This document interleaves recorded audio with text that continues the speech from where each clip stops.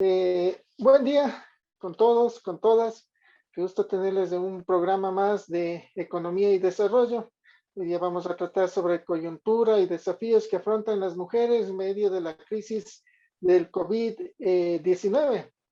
Para este importante tema, le hemos invitado a esta entrevista a Sibel Martínez, que es doctora en jurisprudencia, especialista en derechos humanos, diplomado en litigio estratégico de derechos de niñez y adolescencia, miembro del equipo asesor del GAS de ONU Mujeres, directora del Grupo Rescate Escolar, vicepresidenta del Consejo de Protección de Derechos de Quito y representante del Consejo Consultivo de Derechos de Niñez y Adolescencia. En realidad es un lujo tener en este capítulo a una persona tan preparada y con mucha experiencia sobre este tema. Bienvenida, Sibel. Muchísimas gracias, Osvaldo. El gusto es mío y mil gracias por tus generosas palabras. En realidad, desde el inicio de la pandemia, hubo muchos sectores, sobre todo en la parte económica, en la social, lo político, que tuvieron muchísima afectación por el coronavirus, del COVID-19. Y esto se afectó en general a la economía del país y puso de relieve la importancia de los cuidados para la sostenibilidad de la vida, siendo las mujeres quienes de forma remunerada o no realizan la mayor cantidad de tareas de cuidado. Por tanto, es urgente pensar en respuestas a las necesidades de cuidados desde un enfoque de género. Desde este punto de vista, ¿cuáles son las características de esta crisis por el COVID-19 y cuáles son los efectos de la pandemia en la vida de las mujeres en el ámbito social, económico, político e incluso ambiental? Muchísimas gracias, Osvaldo. A ver, para nosotros esta crisis atípica ha resultado tener un costo inafrontable, porque además veníamos ya de situaciones previas de menoscabo y de inseguridad, ¿no? Eso debemos recordar. Entonces, el desempleo, la sobrecarga de cuidados no remunerados, la violencia, la pobreza, si tú quieres, ha tomado una dimensión sobrecogedora en este último año para nuestros derechos. Es tan grave que organismos internacionales han hablado y han comentado que hemos retrocedido una década en un año en temas de derechos con relación a las mujeres. Según estimaciones de ONU Mujeres, el coronavirus dejará a América Latina, y esto lo decía al final del año anterior, 2020, dejaba a América Latina, decía, con 118 mujeres y niñas en la pobreza. La OIT develó, en cambio, que en nuestra región 13 millones de mujeres han visto desaparecer sus trabajos en este último año. Y un promedio de 9 mujeres son asesinadas cada día en la región. Por supuesto, la violencia doméstica en Latinoamérica, aunque todavía no podemos determinar los horrores que esta ha llegado a tener en nuestra psiquis y en nuestra, digamos, cuerpo, sí podemos decir que se han incrementado, y no lo decimos nosotros, sino organismos internacionales, de entre un 30 y un 50%. Eso a manera de la región. En temas de Ecuador, digamos, lastimosamente nos gustaría decir que es distinto, pero no es así, ¿no? De hecho, las mujeres aquí en el país representamos el 60% de las trabajadoras de salud, el 81% de las personas que ejercen enfermería, el 85% de aquellas que cuidamos de manera directa tanto a niños, adultos mayores, a personas con discapacidad. Y además el 70% de ese personal educativo en niveles primarios y básicos. Y aún así, fuimos y somos las primeras en ser despedidas o suspendidas sin aviso de retorno, ¿no? Y las últimas en ser contratadas. Algo que nos ha llamado muchísimo la atención en este tiempo es que además las medidas que se han tomado por parte del gobierno han sido ciegas de género. Y eso ha hecho que esta crisis atípica, como te decía, tenga un costo inafrontable para nosotras. Muchas somos cabezas de familia y muchas de nosotras hemos tenido que decidir parar para cuidar, por ejemplo, ¿no? En situaciones normales dedicábamos 3 veces más tiempo a tareas del hogar. incluso con la pareja en casa, ¿no? Este porcentaje se incrementó en un 20% durante la pandemia y en el momento, digamos, más álgido de nuestro confinamiento. En temas de teleeducación de los niños que hasta ahora están confinados, nosotros hemos tenido y dedicamos un 56% a estas tareas, independientemente del trabajo que realizamos, ¿no? En temas de trabajo eso también es importante porque no ha existido esta visión de parte del gobierno de darnos esa flexibilidad, incluso por ponerte un ejemplo, para decidir si teletrabajamos o no, con el costo que eso implica para nosotras las mujeres que llevamos, ¿no es cierto?, estas cargas de cuidado y domésticas a los hombros, pero que de alguna manera ahora tenemos que vernos obligadas a salir a trabajar sin tener quien cuide a los niños. Los servicios esenciales se han cerrado, me refiero a los centros infantiles, las escuelas no están abiertas, lo cual también podríamos hacer un análisis de que por qué razón deberían mantenerse todavía cerradas. Sin embargo, en temas de las mujeres, de su trabajo, de cómo sobrevivir esta pandemia, todos estos asuntos van incrementándose a esta situación ya complicada que veníamos encarando antes de la pandemia. Y en temas de violencia, ¿qué te puedo decir? En este último tiempo, apenas 3 meses del año, vamos 27 femicidios. Entonces, son cifras desalentadoras por donde quieras verla, ¿no? Que nos obliga Realmente, a tomar acción. realmente son desalentadoras las cifras que nos dices, nos hablas de inseguridad, de violencia, pero en sectores populares se acentúa más todavía lo que es la desigualdad, la inseguridad. Todo lo que se hable, digamos, y lo que podamos decir ahora en temas de datos, entendiendo que las mujeres además no somos una fría cifra, ¿no? Sin embargo, esta cifra nos ayuda a un poco ver la dimensión del problema.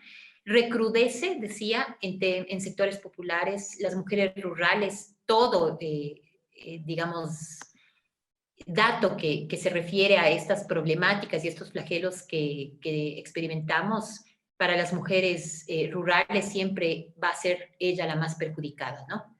Y entonces, durante el confinamiento, digamos, ya CEPAL también y la OIT ya alertó y dijo, cuidado, ¿no? En temas de ruralidad, especialmente las mujeres rurales van a enfrentar graves situaciones de pobreza, graves situaciones de falta de trabajo.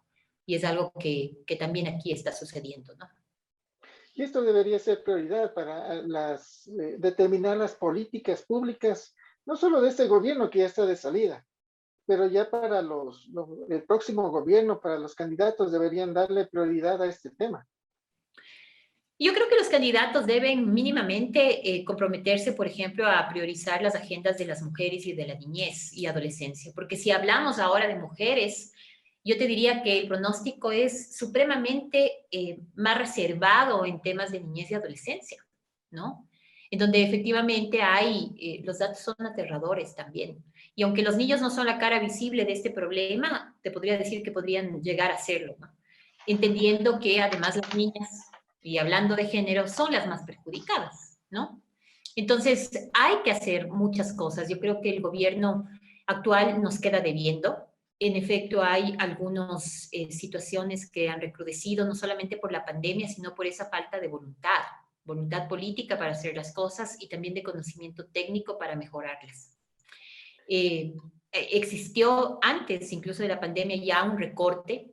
Recordemos que en este gobierno se aprobó la ley de violencia contra la mujer, pero para que esa ley de violencia las mujeres nos apropiemos y conozcamos nuestros derechos, era necesaria territorializarla, ¿no? Y para eso se necesita dinero.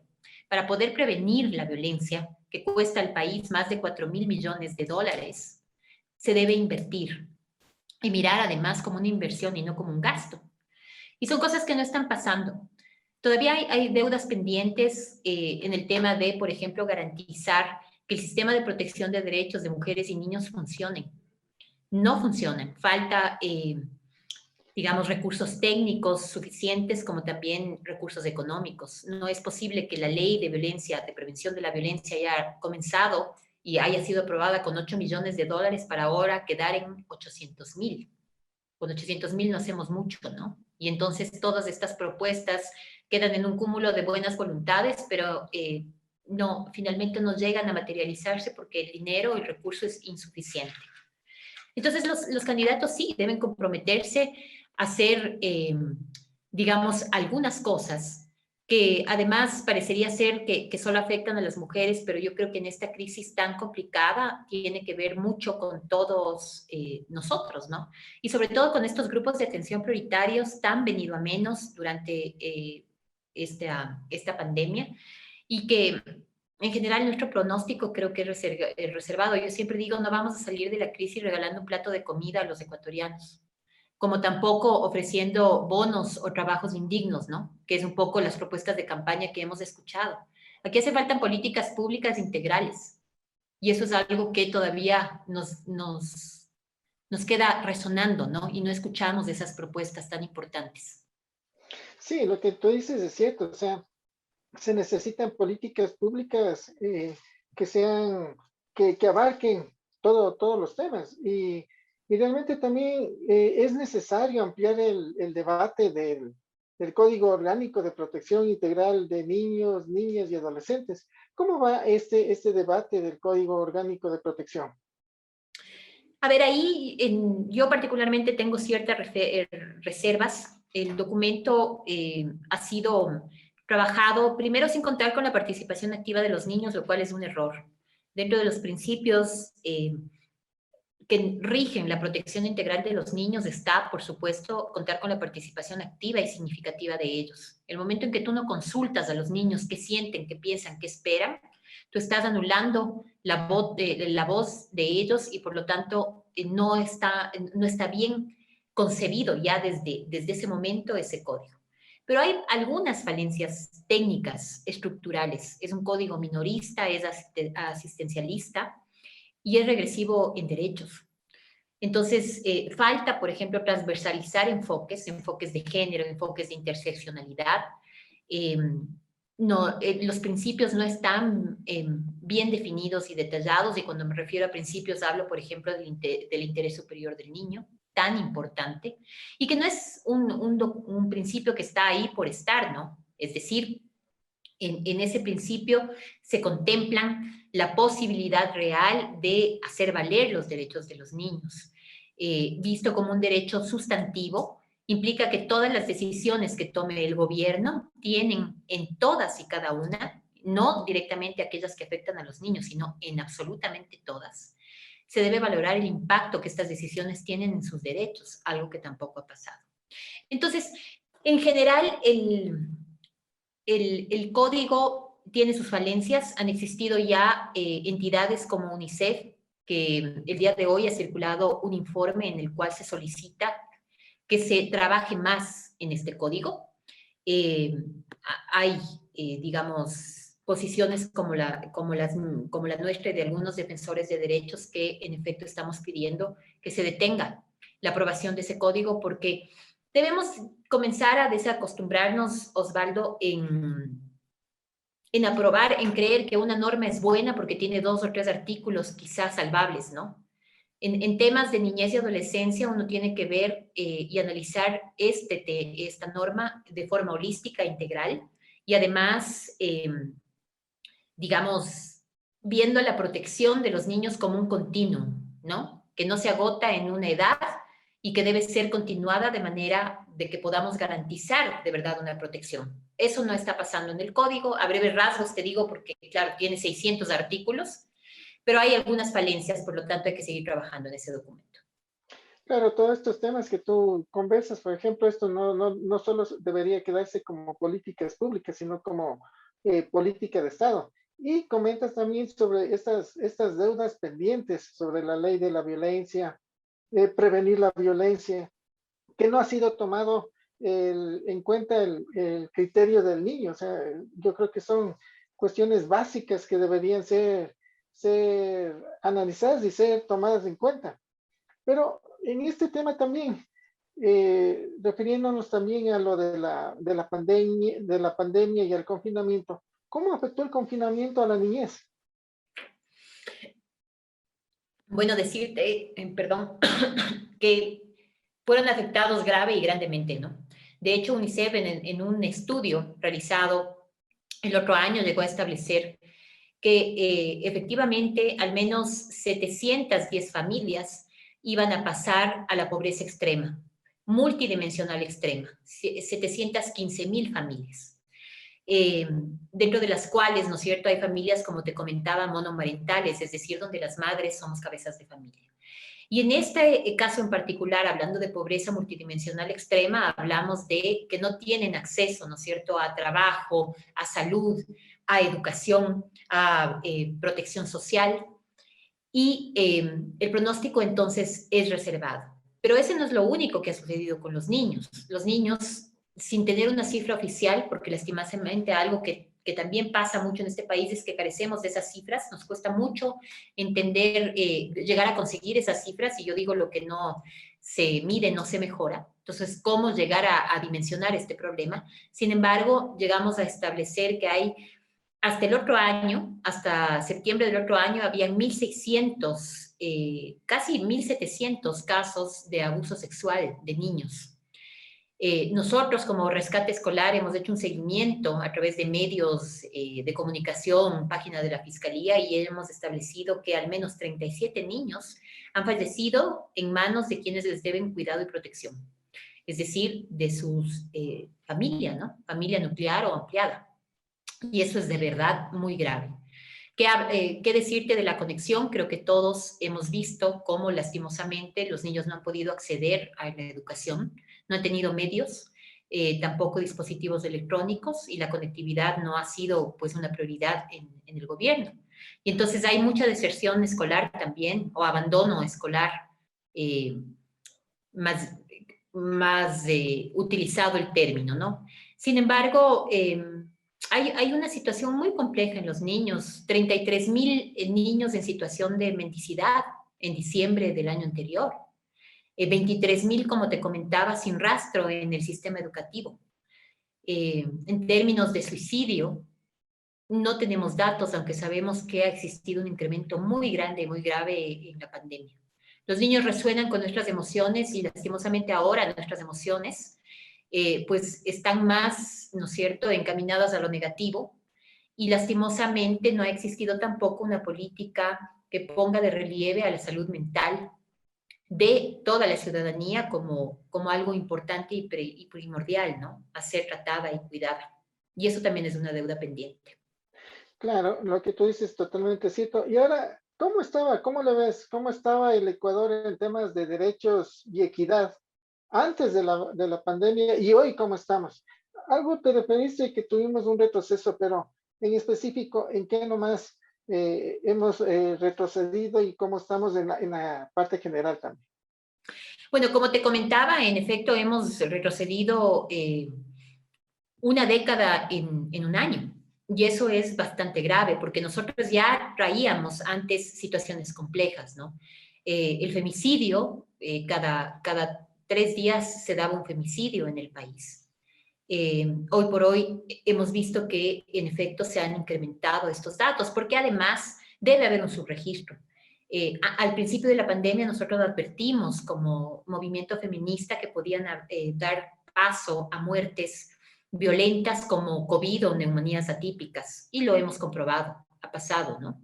En temas de laborales, como te comentaba, ha habido, digamos, el 50% de la población femenina del Ecuador se encuentra fuera del mercado laboral.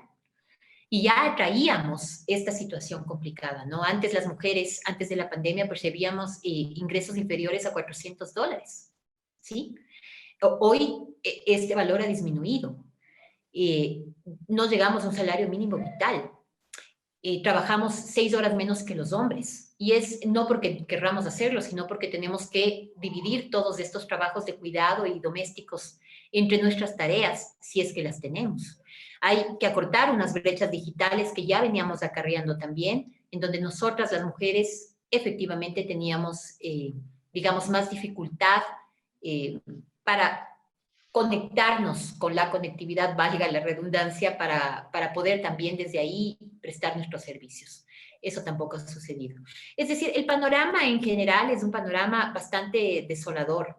Y es por eso que también las mujeres hoy por hoy estamos pidiendo e impulsando, sea el candidato que gane, cualquiera que este sea, un pacto fiscal a favor de las mujeres, en donde se designen los recursos suficientes a efectos de trabajar en prevención de la violencia, pero también en recuperar nuestros empleos, por ejemplo, ¿no?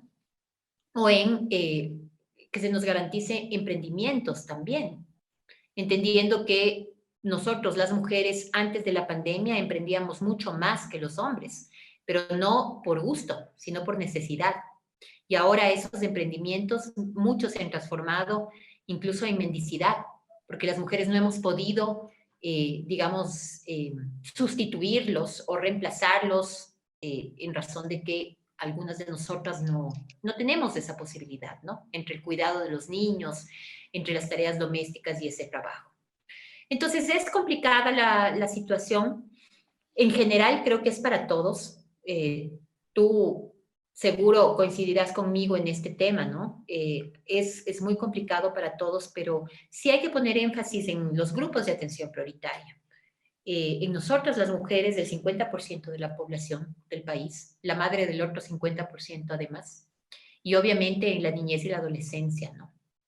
Eh, Ahí esperar que los gobiernos puedan diseñar e implementar el nuevo gobierno políticas públicas integrales con enfoque de género, eh, de interseccionalidad para no dejar a nadie atrás. Además, midiendo, como conversábamos, el impacto del interés superior del niño y la prioridad absoluta. Esa debería ser una consigna electoral incluso. Sí, y las desigualdades siguen notándose principalmente en temas laborales. Ahora, ¿cuáles deberían ser los cambios? ¿Cuáles deberían ser las transformaciones para una convivencia, no solo entre hombres y mujeres, sino para una verdadera convivencia? Bueno, en temas de violencia, ¿no es cierto? Tenemos y seguimos peleando por cambiar esos estereotipos de género. Si bien el movimiento feminista en general hemos logrado atrincherar, ¿no? Estos criterios, estos conceptos patriarcales, no hemos podido erradicarlos, porque para erradicarlos necesitamos del trabajo mancomunado, de todos y todas y todes. Y entonces hay que trabajar mucho en esto, en este tema, ver además a la protección como una inversión, es algo que no estamos entendiendo, no como un gasto, sino como una inversión. Yo creo que para salir de la crisis de modo sostenido, además requerimos la colaboración simbiótica de los sectores públicos y privados, ¿no? Es algo muy importante. Y yo te diría que aunque es una obviedad, el nuevo gobierno debería desarrollar múltiples políticas públicas destinadas a reconstruir más que reactivar el tejido económico y social que está destruido y donde, vuelvo a repetir, nosotras las mujeres llevamos la peor parte. Necesitamos posiciones también translúcidas, ¿no? No maniqueas frente a temas tan relevantes como, por ejemplo, el aborto por violación. En situaciones de extremo sufrimiento, en donde niñas y mujeres han sido víctimas de este flagelo y, en efecto, se ven además abocadas a un sufrimiento adicional cuando se les obliga a tener un hijo de un violador. Ahí también tenemos una posición, no la encontramos todavía. Ya en términos, digamos, más de prevención, de protección y de promoción de derechos, que es obligación del Estado, yo creo que dejar de ser el gobierno un convidado de piedra. Yo creo que a ratos es como que mira a la distancia y es lo que ha pasado ahora. Al margen de sus obligaciones y garantía, y sus obligaciones, perdón, y su obligación de garantizar derechos, todos estos flagelos, graves, grandes, que no encuentran respuestas, o que estas son incipientes o son medidas parche. Y por eso quizá lo que yo hago más énfasis es en estas medidas o estas políticas integrales. Esta visión holística es supremamente necesaria. Tal vez algunas cosas no se vean ahorita, ¿no? Muchas cosas, digamos, no van a poder cosechar el próximo gobierno alguno de estos cambios, porque la pregunta es cómo cambiamos la cultura en materia de violencia en una de ellas o de tantas cosas que tenemos que cambiar. Y quizá si arrancan ahora, no verán sus réditos en 4 años, pero en algún momento tienen que arrancar, algún momento tenemos que decidir hacer las cosas bien. Y eso es algo que tampoco vemos como algo que los candidatos tengan en mente o como primera prioridad, ¿no? A ratos caen en la demagogia, a ratos no se siente que están de verdad embebidos en este discurso tan importante de derechos, porque si algo nos ha enseñado la pandemia ahora es efectivamente la valía de esos derechos y lo importante que los mismos no sean vulnerados, ¿no? Lo importante que ha sido. Además somos un Estado de derechos, ¿no? Y de justicia social. Se Entonces, evidenciaron. Se disculpe. evidenciaron totalmente esos derechos. Realmente valiosos los criterios tuyas, si bien te agradezco muchísimo en la presencia en este programa, son tan valiosos que ojalá los candidatos pudieran recoger estos criterios para que se dé una verdadera atención a los grupos prioritarios para elaborar políticas públicas integrales con enfoque de género, utilizando las palabras tuyas. Muchísimas gracias, Osvaldo. Yo encantada. Ojalá no sea la última vez que conversamos. Y, y bueno, pues para finalizar, yo te diría que lo que necesitamos hoy por hoy es un líder político con el conocimiento, la humanidad y la densidad ética y moral suficientes como para facilitar metas colectivas y así lograr una transformación duradera. Ojalá que así sea. Gracias. Esperemos que así sea. Muchas gracias, Sibel. Un gusto y te tendremos en próximos programas. Muy amable, gracias. Gracias, Osvaldo. Un abrazo. Chao, chao.